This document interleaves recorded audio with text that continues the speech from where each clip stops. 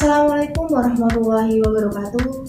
Salam sejahtera, salam Om Swastiastu, Namo Buddhaya, salam kebajikan. Perkenalkan, nama saya Dinda Safira Maharani dengan NIM 14014214886. Saya dari program studi Pendidikan Guru Sekolah Dasar. Di sini saya akan memenuhi tugas ulangan tengah semester dari mata kuliah Literasi Digital. Berbicara mengenai literasi digital. Apa yang kalian ketahui mengenai literasi digital? Apa pengertian dari literasi digital itu?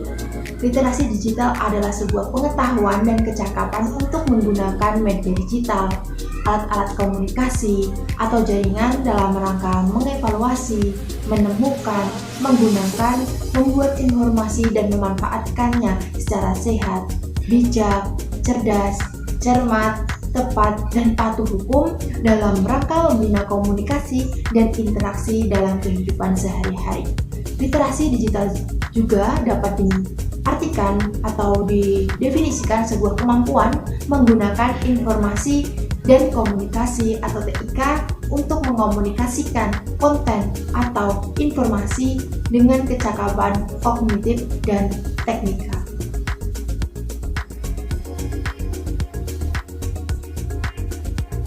Berbicara mengenai literasi digital. Apa yang kalian ketahui mengenai literasi digital?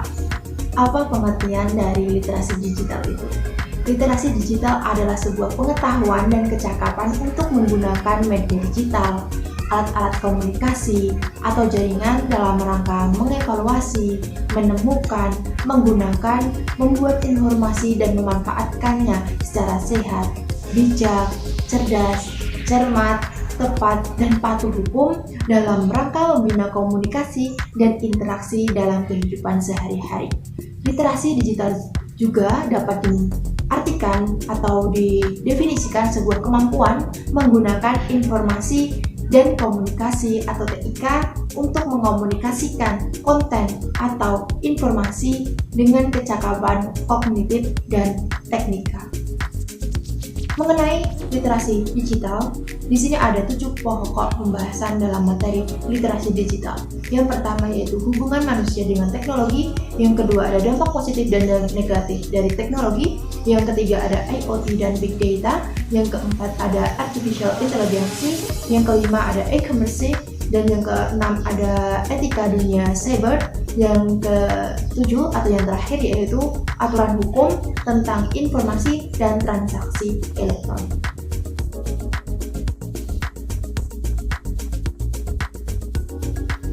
Topik pembahasan yang pertama yaitu mengenai hubungan antara manusia dengan teknologi. Manusia tidak dapat lepas dari teknologi. Dalam konsep kebudayaan, teknologi bahkan masuk di dalam salah satu bagian dari 7 unsur kebudayaan, yang diantaranya ada bahasa, sistem pengetahuan, organisasi sosial, sistem peralatan hidup dan teknologi, sistem mata pencaharian hidup, sistem religi, dan kesenian. Menurut Paul W. Diford, teknologi adalah ilmu terapan yang telah dikembangkan lebih lanjut dan memiliki perangkat keras dan perangkat lunak yang merupakan manifestasi kekuasaan terhadap alam, manusia, dan kebudayaannya. Teknologi pada hakikatnya meliputi paling sedikit 7 unsur, yaitu ada alat-alat produktif, senjata, wadah, makanan dan minuman, pakaian dan perhiasan, tempat berlindung dan perumahan, dan serta alat-alat transportasi. Dari materi mengenai hubungan antara manusia dengan teknologi, pasti ada dampak positif yang bisa kita ambil, yaitu seperti memudahkan manusia dalam melakukan kegiatan dan melindungi diri. Seperti teknologi pakaian, berfungsi sebagai alat pelindung diri manusia dari kedinginan. Selain itu, teknologi merupakan salah satu upaya untuk mempermudah manusia dalam memenuhi kebutuhannya dan kepuasannya, sehingga bermuara muncullah konsep Society 5.0. Nah, setelah munculnya konsep Society 5.0, maka Charles Rade mencetuskan beberapa poin yang perlu dipersiapkan untuk generasi muda dalam menghadapi era global ekonomi, yang salah satunya yaitu pertama keterampilan untuk kecakapan hidup dan karir, yang kedua kecakapan belajar dan inovasi, Dan yang ketiga yaitu kecakapan informasi, media, dan teknologi. Maka dari itu, literasi digital di era saat ini sangat diperlukan dan sangat dibutuhkan untuk diberikan kepada generasi muda supaya mereka siap untuk menghadapi era globalisasi yang terus berkembang setiap tahunnya, setiap saatnya teknologi akan semakin canggih. Pada era Society 5.0 ini berpusat pada manusia yang berbasis teknologi, sehingga menjadikan manusia super cerdas yang dapat menghasilkan teknologi super canggih yang bermanfaat untuk manusia dalam kehidupannya.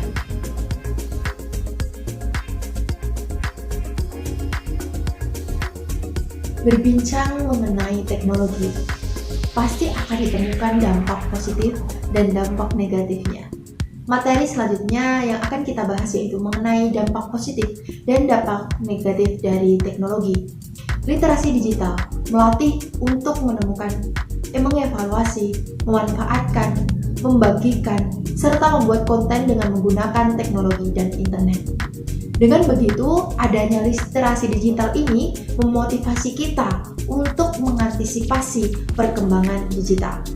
Literasi digital bukan semata-mata penguasaan teknologi, komputer, dan keterampilan penggunaan internet saja, namun melainkan dalam konotasi jadikan manusia sebagai robotik, melainkan diartikan lebih luas daripada itu. Kemudian, dampak positif apa yang dapat kita ambil? Dampak positif yang dapat kita ambil dari kompetensi literasi digital yang pertama yaitu kemampuan menggunakan teks, alat, dan teknologi untuk mengakses informasi dan hiburan. Yang kedua, kecakapan dalam berpikir kritis, menganalisis, dan mengevaluasi data. Yang ketiga, mampu mengkomposisikan pesan dalam praktik yang kreatif. Yang keempat, ada kemampuan untuk merefleksi dan berpikir kritis. Dan yang kelima yaitu berpartisipasi aktif dalam aksi sosial baik secara individual ataupun melalui usaha kolaborasi dengan berbagai pihak. Kemudian ada pun manfaat yang dapat kita ambil dari kemajuan literasi digital. Yang pertama yaitu menghemat waktu, di mana dalam konteks mengakses tujuan pendidikan. Dan yang kedua, belajar lebih cepat. Semua yang dibutuhkan siswa untuk belajar dapat diakses melalui internet dengan waktu yang lebih cepat. Yang ketiga, selalu mendapatkan informasi, di mana adanya literasi digital melalui sosmed kita bisa lebih mudah mendapatkan informasi ter-up-to-date. Yang selanjutnya, selalu berinovasi, selalu memiliki ide yang baru untuk terus berkembang memahami kemajuan literasi digital. Yang selanjutnya ada memberikan keputusan yang terbaik, di mana dengan adanya inovasi akan muncul sebuah metode baru yang dapat digunakan dan lebih bermanfaat tentunya. Dan yang terakhir ada munculnya metode baru. Munculnya metode baru ini seperti e-learning yang mana siswa dan guru tidak harus bertemu untuk melakukan pembelajaran, namun bisa dilaksanakan melalui virtual atau siswa dapat memahami materi yang abstrak karena materi dapat dibuat dalam bentuk 3D atau 3 dimensi. Selanjutnya, setelah kita berbicara mengenai dampak positif dari teknologi, manfaat dari teknologi, lalu adakah dampak negatif dari teknologi? Tentu saja ada. Lalu apa saja sih dampak negatif dari teknologi tersebut? Mari kita kupas satu persatu. Yang pertama, dampak negatif dari teknologi yaitu keamanan digital, di mana meliputi serangan dunia maya, pencurian informasi dan identitas, manipulasi data digital. Dan di sini mengenai keamanan digital yang sering dilakukan oleh mahasiswa atau masyarakat yang lain yaitu pencurian informasi dan identitas. Salah satu yang dilakukan oleh mahasiswa dalam konteks ini yaitu pengambilan suatu informasi atau saat mengerjakan tugas mahasiswa tidak menyertakan sumbernya. Itu salah satu yang dinamakan plagiasi, dan itu dapat digolongkan pada pencurian informasi dan identitas. Kemudian selanjutnya yaitu yang kedua, dampak negatif kedua yaitu kualitas hidup, meliputi lingkungan hidup, masalah mental, masalah produktivitas kerja. Nah, di sini harus berhati-hati mengenai kualitas hidup, di mana teknologi menjadikan suatu kecanduan saat kita sudah mengenal namanya sosial media, dan itu akan mempengaruhi mengenai kualitas hidup seseorang atau manusia. Dan dampak negatif yang ketiga yaitu di bidang ekonomi dan politik. Salah satunya yaitu pembunuh pekerjaan, Dimana salah satu contoh di sini munculnya suatu pekerjaan online yang muncul begitu sangat diminati oleh banyak masyarakat sehingga mematikan pekerjaan yang lain seperti ojek online. Di situ ojek yang sebelumnya atau yang dinamakan ojek offline yang saat itu sudah tidak bergerak lagi atau sudah sangat sedikit atau minimnya persentase untuk melakukan pekerjaan ojek karena sudah dialihkan dengan ojek online.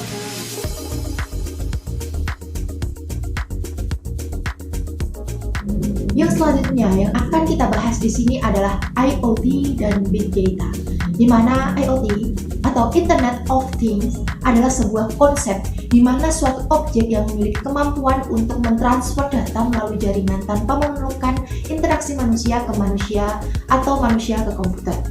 IoT telah berkembang dari konvergensi teknologi nirkabel, microelectromechanical system atau MEMS, dan internet. Apa sih yang menjadi kelebihan dari IoT? Di sini ada beberapa kelebihan dari IoT. Yang pertama adalah data. Semakin banyak informasi yang diperoleh, maka semakin mudah untuk menentukan tindakan yang tepat berdasarkan data yang ada. Kedua, ada tracking. Dalam sistem inventory dengan bantuan komputer, akan sangat mudah untuk mengecek persendian, lokasi, dan kualitas barang sehingga memudahkan untuk melakukan pengelolaan. Dan yang ketiga ada waktu. Dengan bantuan sistem komputer yang telah diprogram, maka proses analisis dan pengambilan keputusan berdasar data yang besar akan sangat cepat. Dan yang terakhir ada biaya.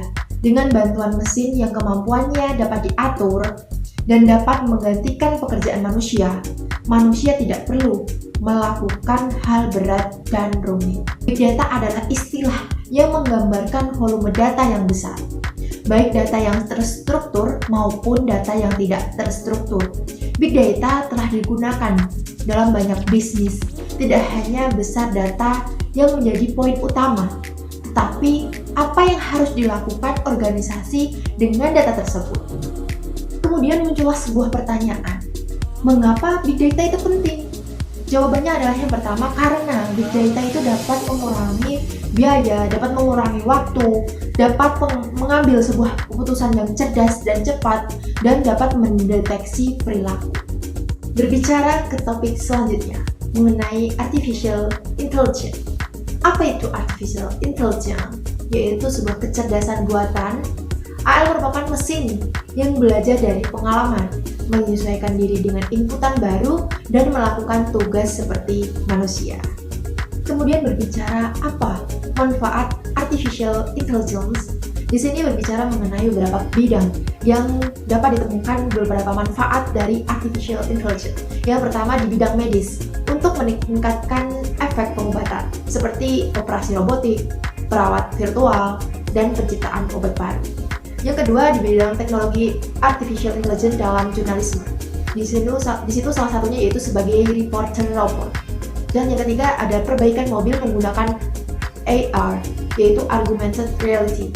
Dan yang keempat yaitu mendukung proses perekrutan karyawan, di mana salah satu contohnya yaitu membantu divisi HRD untuk menemukan kandidat potensial. Dan yang kelima ada peningkatan kepuasan dengan layanan pelanggan, di mana contohnya yaitu dengan asisten virtual dan chatbot. Sekarang kita akan beralih ke e-commerce, di mana e-commerce dapat didefinisikan sebagai transaksi komersial yang tersedia secara digital antara lintas organisasi atau perusahaan maupun individu. Apa sih dampak positif dari e-commerce?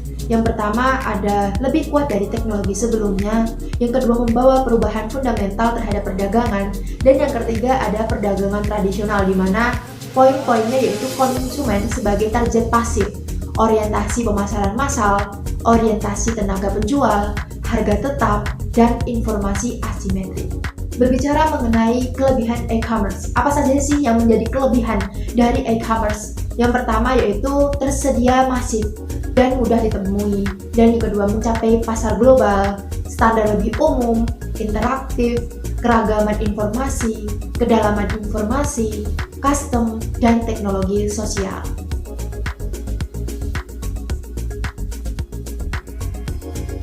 Saya yakin kalian sudah banyak tahu mengenai apa itu etika. Nah, di sini apa itu etika dunia cyber? Yaitu dunia cyber merupakan sebuah dunia baru yang muncul dengan hadirnya internet di dalam kehidupan manusia. Di era digital ini, internet sudah menjadi bagian dari keseharian masyarakat. Berbagai aktivitas kehidupan seperti bekerja, belajar, berkomunikasi, berbelanja, dan sebagainya telah menggunakan teknologi sebagai media alat bantunya.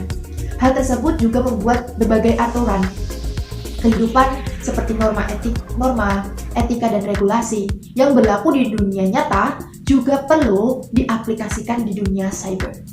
Apa sih yang menjadi etika dunia cyber itu? Indonesia telah memiliki undang-undang terkait TIK yang salah satu tujuannya adalah untuk memberikan rasa aman, keadilan, dan kepastian hukum bagi pengguna dan penyelenggara teknologi informasi.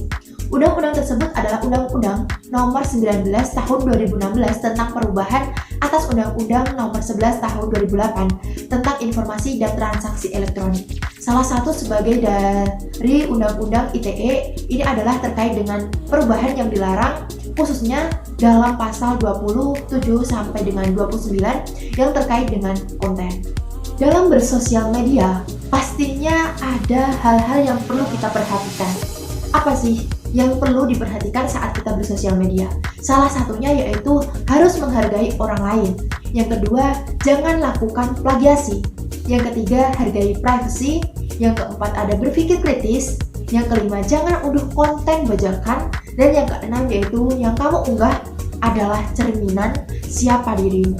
Teknologi banyak memiliki dampak positif pastinya.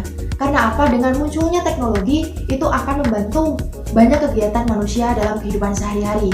Maka dari itu apa yang dapat kita ambil dampak positif di dalam penggunaan teknologi tersebut?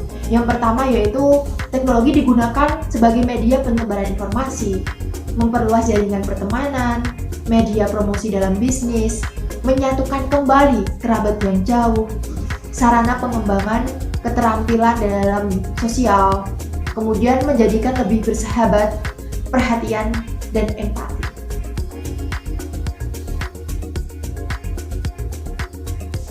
Setelah membahas mengenai etika dunia cyber, dapat kita ketahui bahwa etika dunia cyber tidak lepas dari Undang-Undang ITE atau Undang-Undang Informasi dan Transaksi Elektronik. Undang-Undang ITE merupakan sebuah aturan yang dibuat untuk setiap orang yang melakukan pelanggaran hukum terhadap pemanfaatan informasi dan transaksi elektronik, baik yang berada di wilayah hukum Indonesia maupun di luar wilayah hukum Indonesia, yang memiliki akibat hukum di wilayah hukum Indonesia dan atau di luar wilayah hukum Indonesia dan merugikan kepentingan Indonesia. Jadi, warga masyarakat Indonesia yang budiman, kita dalam melakukan atau dalam menggunakan sosial media atau dalam penggunaan transaksi elektronik, kita memiliki aturan-aturan yang perlu kita ketahui, yang perlu kita patuhi. Maka dari itu, jadilah masyarakat Indonesia yang patuh akan aturan hukum yang telah ditetapkan. Maka dari itu, dalam kita bersosial media, dalam kita melakukan penggunaan teknologi, harus pandai-pandai memilih, harus pandai-pandai dalam menggunakannya, agar kita tidak terjerumus atau tidak melakukan pelanggaran yang tertulis dalam Undang-Undang ITE yang dapat mengakibatkan kita dijerat hukum. Dari perjalanan panjang yang telah kita bahas mengenai literasi digital dengan 7 topik pembahasan tadi, dapat kita simpulkan mengenai apa dampak positif dari literasi digital. Dampak positif yang dapat kita simpulkan, yang dapat saya simpulkan di sini yang pertama adalah adanya literasi digital itu memudahkan manusia dalam kehidupan sehari-hari. Yang kedua, adanya pemikiran yang terus berkembang agar ada hal baru yang bisa lebih canggih dari hal sebelumnya. Dan yang ketiga, tumbuhnya pemikiran kritis dalam menghadapi era digital ini. Yang keempat, semua berorientasi pada alat dan manusia sebagai pengendalinya. Dan yang kelima, literasi digital ini membuat banyak manusia menjadi melek teknologi. Karena kalau mereka tidak melek teknologi, mereka akan ketinggalan dan akan menjadi gaptek atau gagal teknologi. Dari dampak positif yang dapat kita simpulkan dari materi literasi digital, yang telah kita bahas, kita juga dapat menyimpulkan apa yang menjadi manfaat dari literasi digital. Yang pertama, literasi digital itu membantu manusia dalam mendapatkan informasi ter-up-to-date melalui sosial media dengan waktu yang singkat. Yang kedua, menambah keterampilan baru lebih mudah, efektif, dan hemat biaya. Yang ketiga, bisa mengambil keputusan lebih cepat dan tepat. Dan yang keempat, bisa memperluas jaringan pertemanan melalui sosial media ataupun teknologi. Yang kelima, referensi dan sumber belajar bisa melalui internet. Karena sekarang sudah difasilitasi dengan internet sehingga semua orang bisa mengaksesnya melalui internet dengan cepat dan mudah. Namun, jangan lupa, kita mempunyai aturan-aturan dalam bersosial media. Apabila kita hendak mengambil sesuatu informasi dari sosial media, maka hendaknya kita menyertakan sumber yang kita dapatkan informasi tersebut agar kita tidak disebut sebagai plagiasi. Demikianlah presentasi yang dapat saya sampaikan mengenai materi literasi digital dengan 7 topik pembahasan, serta di akhir dapat disimpulkan apa yang menjadi dampak positif dan manfaat dari literasi digital. Semoga bermanfaat. Terima kasih. Wassalamualaikum warahmatullahi wabarakatuh.